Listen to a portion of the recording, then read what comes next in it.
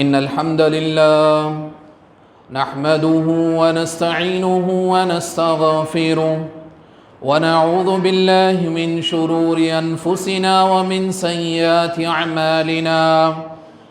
من يهده الله فلا مضل له ومن يضلله فلا هادي له.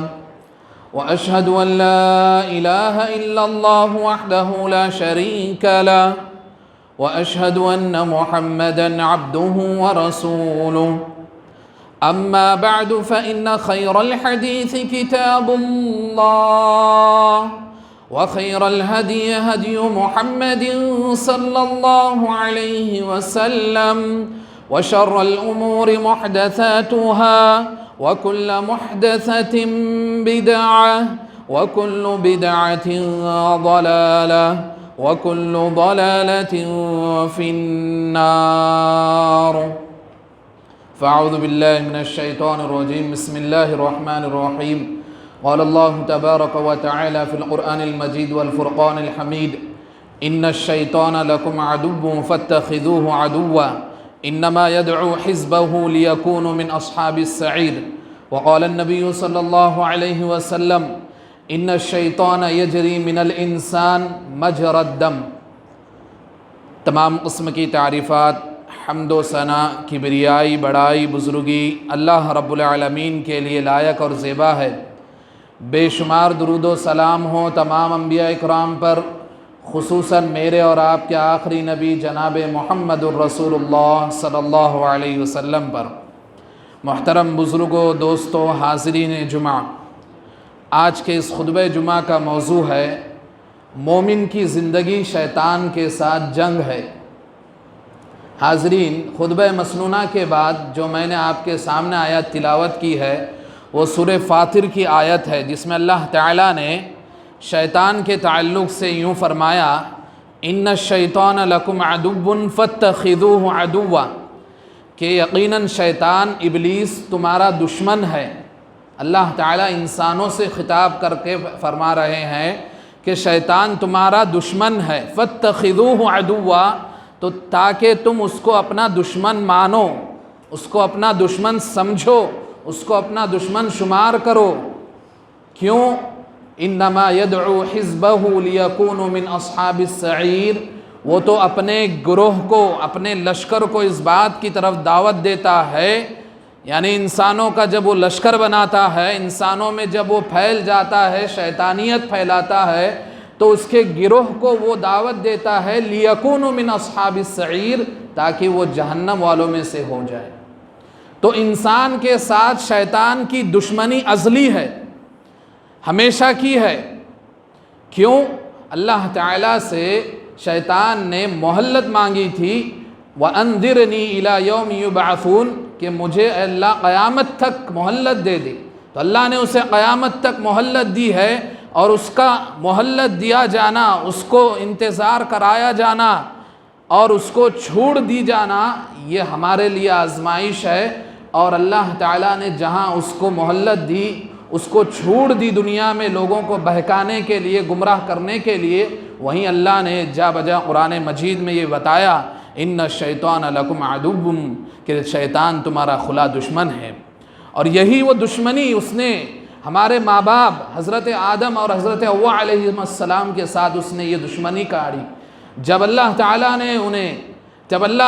نے حضرت آدم علیہ السلام اور حوا علیہ السلام کو جنت میں ڈالا، تو شیطان نے تو سجدہ کرنے سے انکار کیا تھا، تو اس نے ہمارے ماں باپ کو وہاں بہکایا، گمراہ کیا اور جنت سے نکال دیا.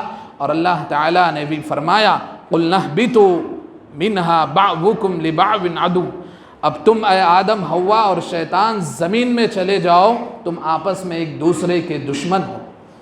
شیطان آدم اور حوا علیہ السلام کا دشمن، آدم اور حوا علیہ السلام شیطان کے دشمن. تو ساری کائنات، ساری انسانیت جب آدم اور حوا سے ہے، تو ہمارا بھی دشمن کھلا دشمن ہوا. جو ہمارے ماں باپ کا دشمن ہے وہ ہمارا دشمن ہے. جس نے ہمارے ماں باپ کو بہکایا وہ ہم کو بھی بہکائیں گا. اللہ تعالیٰ نے اسی لیے فرمایا: ان الشیطان لکم عدو مبین. حضرات، ایک مومن کی زندگی سراپا شیطان کے ساتھ جنگ ہوتی ہے. ایک مومن زندگی گزارتا ہے تو شیطان کے ساتھ ضرابہ جنگ ہے، یہ لڑائی ہے، یہ معرکہ آرائی ہے۔ کس بات کی؟ جنت اور جہنم کی لڑائی ہے، شیطان اور انسان کی لڑائی ہے۔ ایک مومن ہمیشہ اپنی زندگی میں معرکہ آرائی میں، لڑائی میں، جنگ میں ہے شیطان کے ساتھ۔ اب مومن کے لیے زندگی کا فلسفہ کیا ہونا چاہیے؟ مومن کے لیے زندگی کا تصور کیا ہونا چاہیے؟ مومن کی زندگی کا کس طرح سے متاثر ہونی چاہیے؟ یہ مومن کو دیکھنا چاہیے کہ شیطان کا جب اس کا کھلا دشمن ہے تو وہ شیطان سے اس معرکہ آرائی میں، اس جنگ میں کس طرح لڑ رہا ہے، کس طرح وہ ثابت قدم رہ رہا ہے۔ اسی لیے شیطان کو اللہ تعالیٰ نے جا بجا قرآن مجید میں انسانیت کا دشمن ٹھہرایا ہے۔ شیطان کو اللہ تعالیٰ نے قرآن مجید میں انسانیت کا دشمن ٹھہراتے ہوئے ہر جگہ آپ قرآن مجید میں دیکھیں گے تو ملے گا کہ شیطان تمہارا کھلم کھلا دشمن ہے، اس سے بچو، فاحذروہ۔ تو ایک مومن کی زندگی سراپا شیطان کے ساتھ جنگ ہے حقیقت معنوں میں۔ یہ جنگ کیسے ہے؟ ایک مومن کی زندگی سراپا برابر جنگ میں اس طرح بھی ہے کہ مومن جب عبادت کرتا ہے، نمازیں ادا کرتا ہے تو شیطان اس کو بہکاتا ہے۔ مومن جب کوئی نیک کام کرنا چاہتا ہے تو شیطان اس کو ورغلاتا ہے۔ مومن جب نیکی کی طرف قدم بڑھانے کی کوشش کرتا ہے، شیطان اس کے قدم روکنے کی کوشش کرتا ہے۔ مومن جب خیر کے کاموں میں سبقت کرنے کی کوشش کرتا ہے، شیطان اس کو شر کے کاموں کی طرف پلٹ دیتا ہے۔ مومن جب نیک خیالات اپنے ذہن میں پیدا کرتا ہے، شیطان اس کے دل میں وسوسے ڈالتا ہے۔ یہ لڑائی لگی ہوئی ہے، اور یہ لڑائی اب سے نہیں، یہ لڑائی ہے ہمارے ماں باپ سے۔ اور ہر انسان جب دنیا میں، آپ دیکھیے جب بچہ پیدا ہوتا ہے تو روتا کیوں ہے؟ سائنسی وجوہات کچھ اور بھی ہو، لیکن ہمیں حدیث کیا بتاتی ہے؟ حدیث کی تفسیر، شرعی تفسیر کیا ہے کہ جب بچہ ماں کے پیٹ سے نکلتا ہے تو آپ علیہ السلام نے فرمایا شیطان اسے کچوکا مارتا ہے، چبوتا ہے، اسے چھوتا ہے، تو جس کی وجہ سے بچہ چلا چلا کے روتا ہے۔ تو مسلمانوں، مومنوں، یہ اللہ تعالیٰ ہوشیاری بتا رہا ہے، تم کو ہوشیار کر رہا ہے اس بات سے کہ دنیا میں اب تم آ گئے تو تمہارے ساتھ یہ شیطان لگ گیا ہے، اور یہ آخری سانس تک تمہارے ساتھ لگا رہیں گا، اس کے ساتھ تمہاری جنگ آخری سانس تک رہیں گی۔ کیوں؟ کیونکہ شیطان آخری وقت میں، موت کے وقت میں اس کا حملہ سب سے بڑا ہوتا ہے۔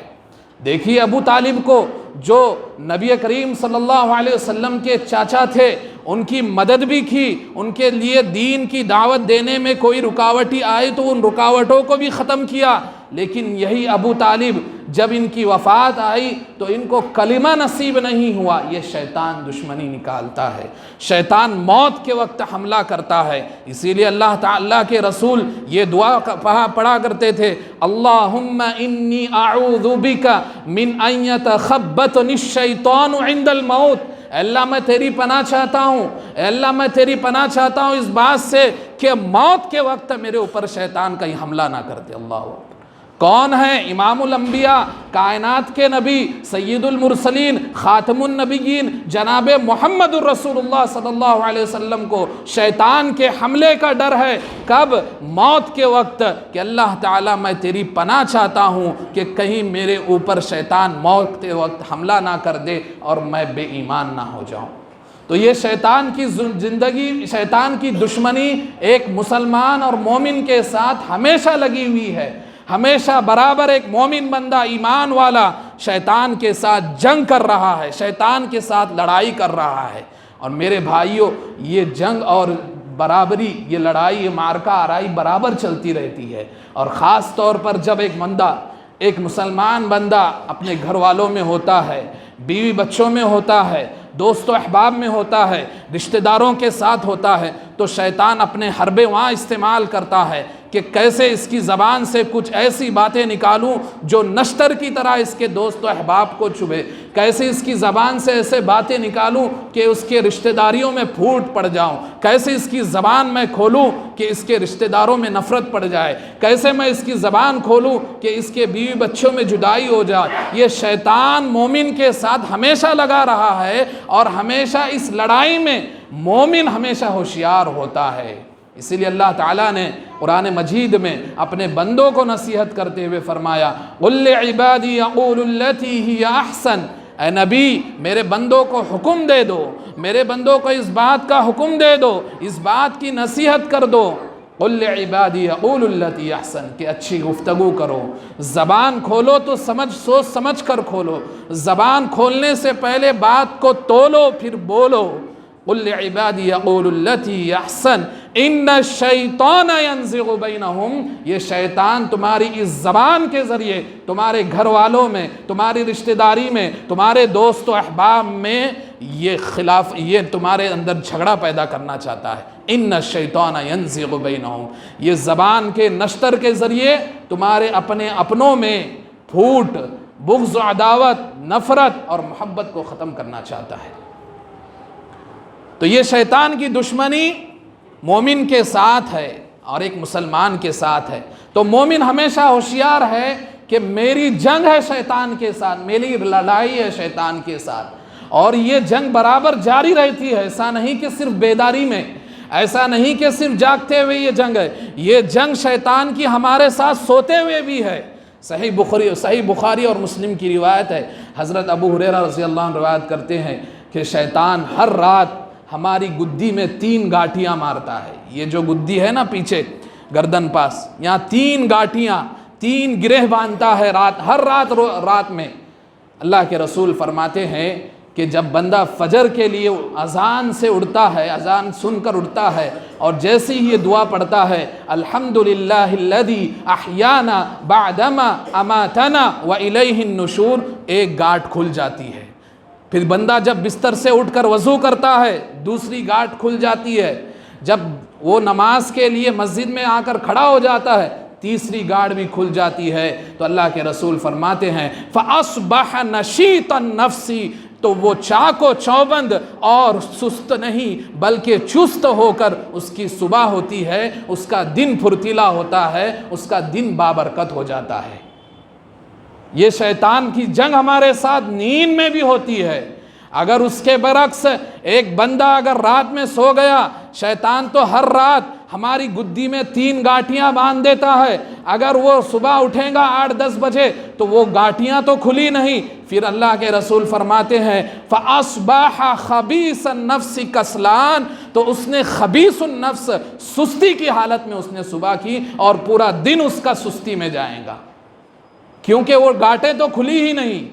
جو شیطان ہماری گدی میں ہر رات 3 گاٹیں باندھ جاتا ہے، یہ شیطان کی جنگ ہماری نیند کی حالت میں ہے، بیداری میں تو ہمارے ساتھ ہے ہی، جاگتے ہوئے تو ہمارے ساتھ اس کی لڑائی معرکہ آرائی ہے ہی، لیکن ہمارے ساتھ اس کی جنگ نیند میں بھی ہوتی ہے۔ تو نبی کریم صلی اللہ علیہ وسلم نے فرمایا کہ جو بندہ صبح میں اٹھ کر وضو کرتا ہے، صبح میں اٹھ کر سونے کے بعد کی دعا، سو کر اٹھنے کے بعد کی دعا پڑھتا ہے تو ایک گاٹھ کھل جاتی ہے، وضو کرتا ہے دوسری گاٹھ کھل جاتی ہے، اور وضو کر کے آ کے فجر میں کھڑا ہوتا ہے تیسری گاٹھ کھل جاتی ہے، تو وہ شیطان کی گروہ سے، شیطان کی گاٹیوں سے آزاد ہو جاتا ہے۔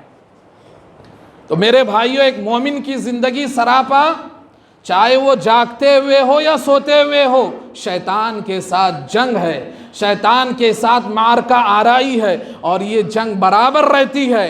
یہاں تک کہ ایک مومن جب نماز کے لیے کھڑا ہوتا ہے تو نماز میں بھی خنزب نامی ایک شیطان ہے، خنزب نامی ایک شیطان جو مومن کی نماز میں خلل ڈالتا ہے۔ حضرت عثمان بن ابی العاص الثقفی رضی اللہ عنہ ایک مرتبہ نبی کریم صلی اللہ علیہ وسلم کے پاس آئے اور کہنے لگے اللہ کے رسول میں نماز میں کھڑا ہوتا ہوں تو میرا دھیان بھٹک جاتا ہے، میں کیا پڑھا مجھے یاد نہیں رہتا، مجھے خلل پڑ جاتا ہے۔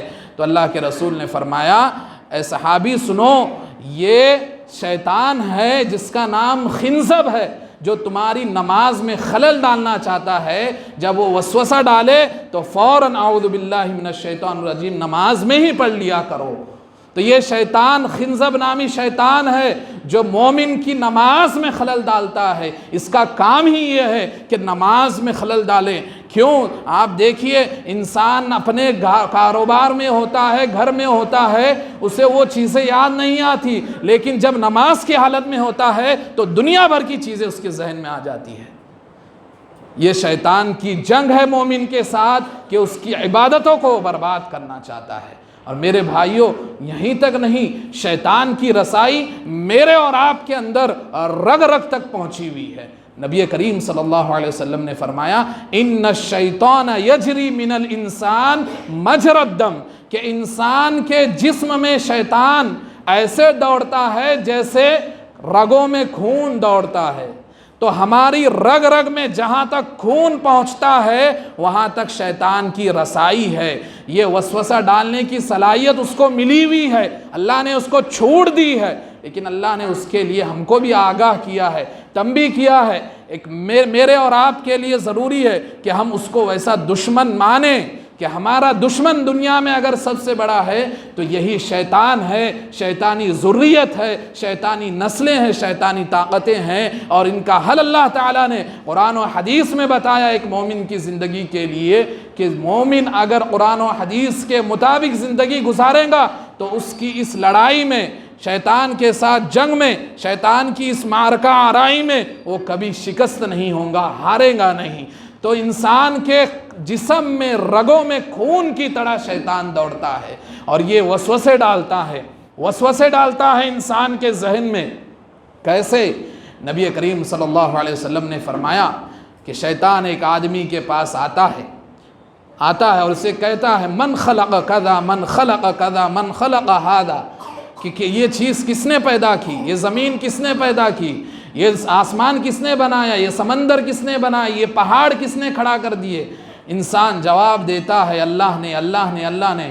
پھر شیطان وسوسہ ڈالتا ہے من خلق اللہ، کہ اللہ کو کس نے پیدا کیا؟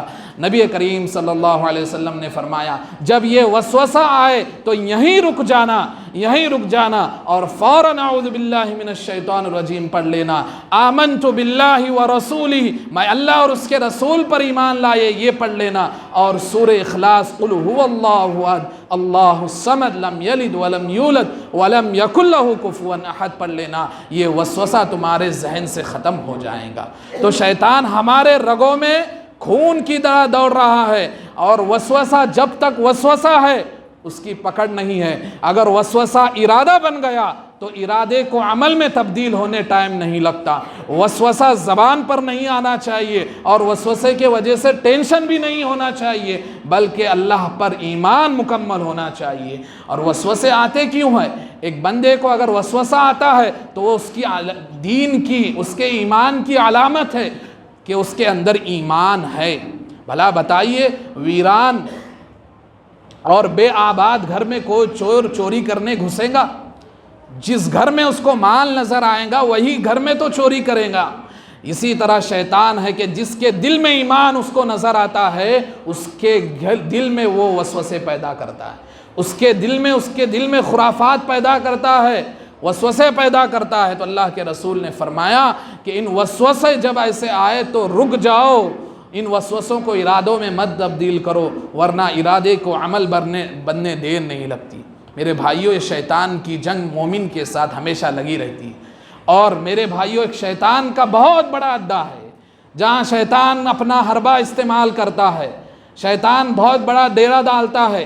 وہ کیا ہے؟ بازار اور مارکیٹ ہے، بازار اور مارکیٹ ہے۔ اسی لیے اللہ کے رسول نے فرمایا احب البقاء الی اللہ مساجدها وابغض البقاء الی اللہ اسواقها، کہ زمین میں سب سے اچھی محبوب چیز جو ہے اللہ تعالیٰ کو محبوب وہ مساجد ہے۔ زمین میں جو پائی جاتی ہے مساجدیں وہ اللہ تعالیٰ کو سب سے زیادہ محبوب ہے، پسند ہے۔ وَأَبْغَضُ الْبِقَاءِ إِلَى اللَّهِ أَسْوَاقُهَا، اور اس زمین میں سب سے بری چیز ہے جو اللہ تعالیٰ کو ناپسند ہے وہ زمین کے بازار ہے۔ اور سلمان فارسی رضی اللہ عنہ فرماتے ہیں نبی کریم صلی اللہ علیہ وسلم نے فرمایا، صحیح مسلم کی روایت ہے کہ تم مارکیٹ میں سب سے پہلے داخل ہونے والے نہ بنو اور نہ مارکیٹ سے سب سے آخر والے نہ بنو، یعنی مارکیٹ میں سب سے پہلے بھی نہ جاؤ اور مارکیٹ میں سب سے آخر میں بھی نہ نکلو، بلکہ پہلے جلدی جاؤ، بعد میں جاؤ، اور اپنی ضروریت کا سامان لے کر وہاں سے فوراً نکل جاؤ۔ کیوں؟ اللہ کے رسول نے فرمایا فَإِنَّهَا مَعْرَكَةَ الشَّيْطَانِ، کیونکہ یہ شیطان اپنا ڈیرا ڈالے ہوئے ہے بازار میں، وَيَنْصِبُ رَأْيَهُ، اور اپنا جھنڈا گاڑ دیتا ہے بازار میں۔ کیوں؟ دھوکے بازی بازار میں ہوتی ہے، جھوٹ بازار میں ہوتا ہے، عیاری، مکاری، جھوٹ، ظلم، مرد و زن کا اختلاط، مرد و عورتوں کا اختلاط ہوتا ہے، بے ایمانداری، بے ایمانی، جھوٹ اور ہر قسم کے گناہ بازار میں صبح سے لے کر شام تک ہر لمحہ ہوتے ہیں۔ تو شیطان ایک جنگ یہاں بھی کھیلتا ہے مومن کے ساتھ کہ مومن جو ہوتا ہے بازاروں میں اپنا وقت صرف نہیں کرتا۔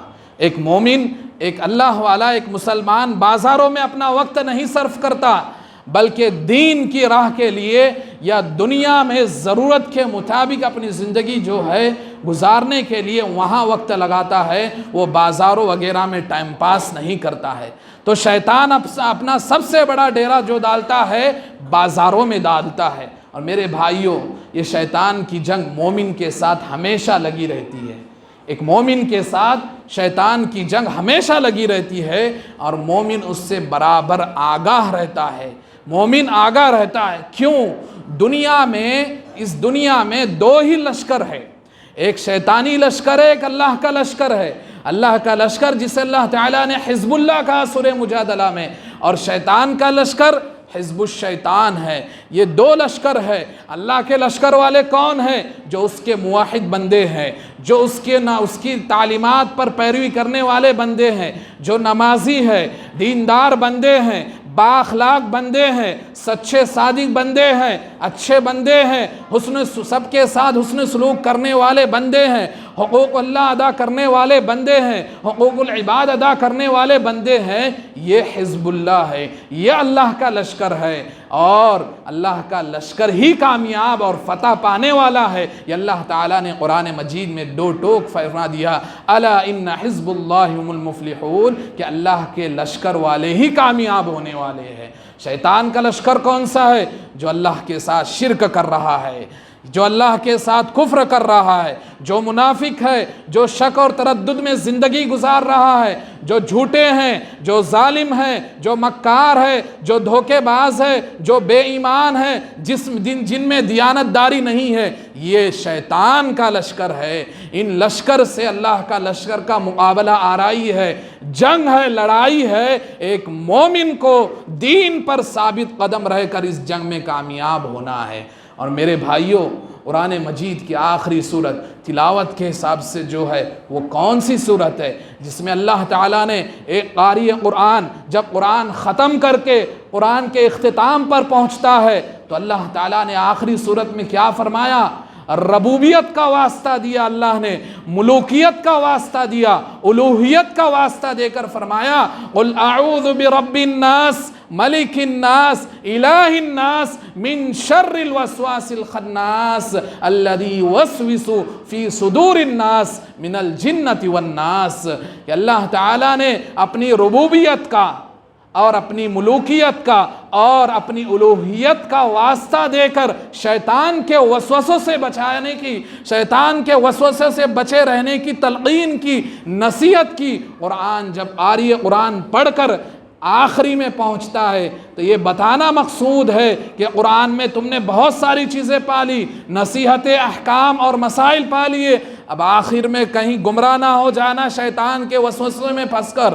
ورنہ دیکھیے قرآن کو کتنے لوگوں نے سمجھا، اپنے مطلب کے لیے اس سے علم بھی حاصل کیا، لیکن انہیں یہ توفیق نہیں ہوئی کہ وہ اللہ پر ایمان لائے۔ کیوں؟ انہوں نے آخری صورت پر غور نہیں کیا کہ شیطان کے وسوسے سے انہوں نے بچا نہیں۔ آج دیکھیے دنیا میں کیا ایسا نہیں ہے ریسرچ کے نام پر بڑی بڑی سینٹروں میں قرآن سے مدد نہ لی جاتی ہو؟ ناسا جیسی یونیورسٹی جو امریکہ میں ہے وہاں آپ کو قرآن ملے گا، کیمبرج یونیورسٹی وہاں کی لائبریری میں آپ کو قرآن ملے گا، آکسفورڈ یونیورسٹی وہاں کی لائبریری میں بھی آپ کو قرآن ملے گا، لیکن انہوں نے دنیاوی علوم صرف قرآن سے لیا ہے، سائنسی علوم انہوں نے قرآن سے لیا، اس لیے اللہ نے ان کو ہدایت نہیں دی ہے۔ ہدایت اگر ملی ہے مسلمانوں تو اس قرآن کی بدولت ملی ہے کہ جس کے ذریعے تمہیں دین سمجھنا ہے، جس کے ذریعے تمہیں آخرت سمجھنا ہے، اور شیطان کی لڑائی جو تمہارے ساتھ ہے، جنگ آرائی ہے، اس کو سمجھنا ہے۔ اور میرے بھائیوں، آخر میں یہی کہوں گا، شیطان کے ساتھ یہ جو ہماری لڑائی ہے، جنگ آرائی ہے، اس سے اگر ہم فتح یابی اور کامیابی چاہتے ہیں تو اس کے لیے ضروری ہے کہ میرے اور آپ کے اندر دو صفتیں نہیں ہونی چاہیے۔ دو صفتوں سے ہم ہمیشہ بری اور پاک ہونا چاہیے۔ ابلیس کو ابلیس بنایا انہی دو صفتوں نے، شیطان کو مردود بنایا انہی دو صفتوں نے، اور وہ دو صفتیں کیا ہے؟ سب سے پہلی صفت غرور اور تکبر ہے۔ جب اللہ نے کہا آدم علیہ السلام کو سجدہ کرو تو اس نے کیا کہا؟ انا خیر منہ، میں اس سے بہتر ہوں۔ تو نے آدم کو مٹی سے پیدا کیا، میں آگ سے ہوں، انا خیر منہ۔ غرور کیا، تکبر کیا، اللہ نے اس کو مردود قرار دیا، رجیم قرار دیا، دھتکارا، خناس میں اس کا شامل ہو گیا۔ یہی ابلیس فرشتوں کا سردار ہوا کرتا تھا، لیکن یہی دو صفتوں نے اس کو سرداری سے ابلیس بنا دیا، مردود بنا دیا، رجیم، خناس بنا دیا۔ میرے بھائیوں، اگر شیطان کی اس لڑائی میں، شیطان کے ساتھ جنگ آرائی میں جیتنا چاہتے ہو تو دو صفتیں اپنے اندر سے نکال دو، ایک غرور اور تکبر۔ عاجزی پیدا کرو، نرمی پیدا کرو، اللہ کے سامنے جھکنے والے خاکسار بنو۔ لطفے سے پیدا ہوئے ہیں، مٹی میں جائیں گے، وہی مٹی سے دوبارہ اٹھایا جائیں گا، اس چیز کو سامنے رکھ کے اپنی زندگی کو عاجزانہ اور خاکساری زندگی گزارو۔ دوسری صفت حسد اور جلن۔ شیطان کو حسد ہوا، جلن ہوئی کہ اللہ نے اس کو مٹی سے بنایا ہے، میں اس سے بہتر ہوں۔ اللہ نے اس کو، کیونکہ نبی کریم اللہ تعالیٰ نے حضرت آدم علیہ السلام کو کچھ اسماء، کچھ چیزوں کے نام بتائے تھے، وہ نام فرشتوں کو بھی نہیں پتا تھے، تو اللہ تعالیٰ نے جو یہ انعامات حضرت آدم علیہ السلام پر کیے تھے تو شیطان ان انعامات سے جلن میں اور حسد میں پڑ گیا تھا۔ تو ہم انسانوں کو اگر شیطان کے ساتھ اس جنگ آرائی میں جیتنا ہے تو ہمارے اندر سے حسد اور جلن بھی ختم ہونا چاہیے، جو ہم ہمارے بھائیوں کے لیے پالے ہوئے ہیں، جو ہمارے دل میں ہمارے بھائیوں کی نعمتیں، انعامات، رحمتیں، ترقی ہمیں نہیں دیکھی جاتی، یہ حسد اور جلن ختم ہونا چاہیے، تب جا کر ہم اس شیطان کے ساتھ جنگ آرائی میں، لڑائی میں ہم فتح اور کامیابی حاصل کر سکتے ہیں۔ اللہ تعالیٰ سے دعا ہے کہ جو کچھ باتیں کی گئی اسے مجھے سب سے پہلے اور ہم سب کو اس پر عمل کرنے کی توفیق عطا فرمائے۔ اللہ تعالیٰ ہمیں خاکساری کے ساتھ زندگی گزارنے کی توفیق عطا فرمائے۔ اللہ ہمارے صغیرہ گناہوں، کبیرہ گناہوں کو معاف فرمائے۔ اللہ ہمارے مرحومین کی مغفرت فرمائے۔ اللہ ہمارے مرحومین پر رحم و کرم فرمائے۔ جو بیمار ہیں انہیں شفاء کل عاجلہ کاملہ عطا فرمائے۔